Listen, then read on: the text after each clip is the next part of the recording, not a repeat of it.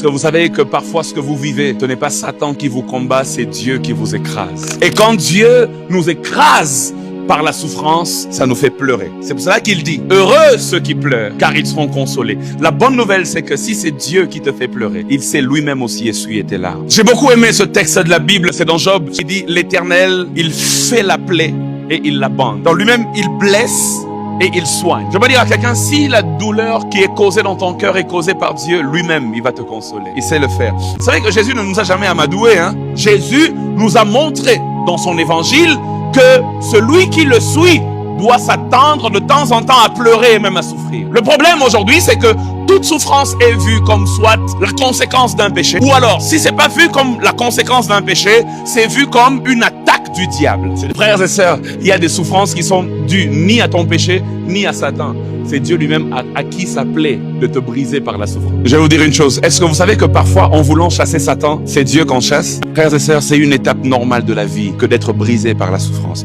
Si tu es entre les mains de Dieu, Dieu te brise dans ses mains.